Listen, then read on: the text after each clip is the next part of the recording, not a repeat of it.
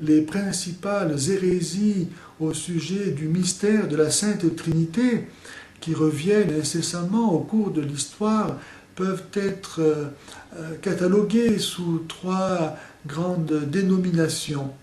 La première, c'est tout simplement le trithéisme, c'est-à-dire la croyance que la Trinité est composée de trois dieux, ce qui n'est pas le cas.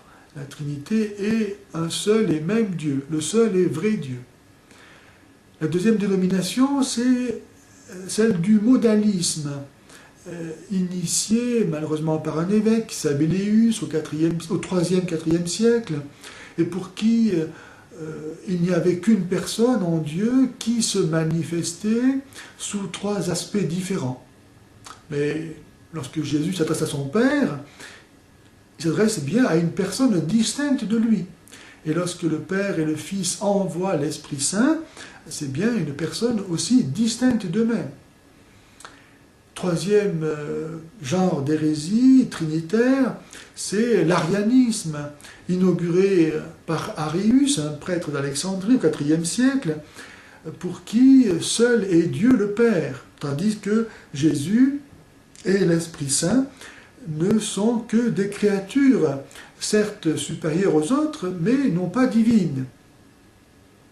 Pour défendre sa foi face à ces hérésies, l'Église a été obligée de formuler aussi précisément que possible sa foi. Et pour ce faire, elle a dû chercher et trouver des notions adaptées à la nouveauté de la vérité qu'elle annonçait. Par exemple, pour dire le mystère du Christ, qui est à la fois Dieu et homme, comment le dire? Puisqu'il est le seul à être comme cela, il n'y a pas de comparaison possible. Donc on n'en avait jamais parlé, donc il n'y avait pas de mots pour le dire. Et c'est ainsi que l'Église a forgé le terme de personne. Si aujourd'hui la personne humaine a tellement de valeur et tellement sacrée, eh bien nous le devons à l'Église, car avant elle, il n'y avait pas de notion de personne. Pourquoi la notion de personne a-t-elle été nécessaire pour dire le mystère du Christ? Eh bien, tout simplement, puisque Jésus est à la fois Dieu et homme, et que Dieu n'est pas homme, et que l'homme n'est pas Dieu, et que pourtant il s'agit bien d'une même substance, une même réalité, comment le dire? Donc il a fallu distinguer la nature et la personne. Vous qui m'écoutez en ce moment, vous partagez avec moi la même nature humaine. Et pourtant, nous ne sommes pas la même personne. Donc on peut distinguer nature et personne. Et en Jésus, on pourra donc distinguer deux natures et une personne. Dire qu'il y a en Jésus une personne et deux natures, ce n'est pas contradictoire.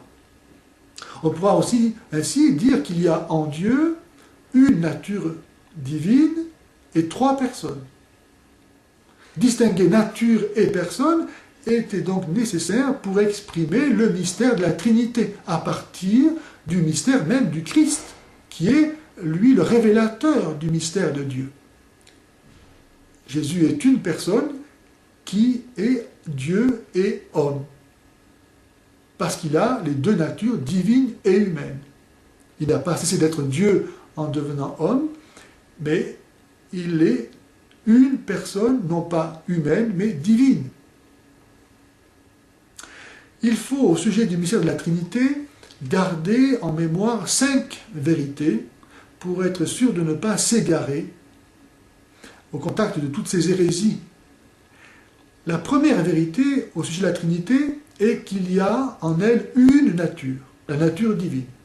Deuxième vérité, il y a en Dieu deux processions.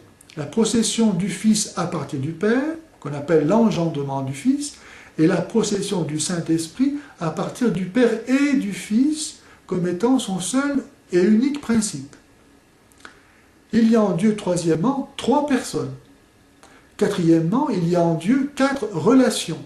La relation du Père vers le Fils, la relation du Fils vers le Père, la relation du Père et du Fils comme étant le seul et même principe vers le Saint-Esprit, et la relation du Saint-Esprit vers le Père et le Fils comme étant son seul et unique principe. Et cinquièmement, il y a en Dieu 5 notions, que sont les 4 notions que je viens d'indiquer, la notion de nature, la notion de possession, la notion de personne, la notion de relation. À quoi il faut ajouter le fait que le Père n'a pas d'origine. Si le Fils est engendré par le Père, si l'Esprit Saint procède du Père et du Fils, le Père, lui, n'a pas d'origine. Ainsi, donc, au niveau de la connaissance de la Trinité, il nous faut garder en mémoire ces 5 affirmations pour ne pas errer parmi toutes ces hérésies.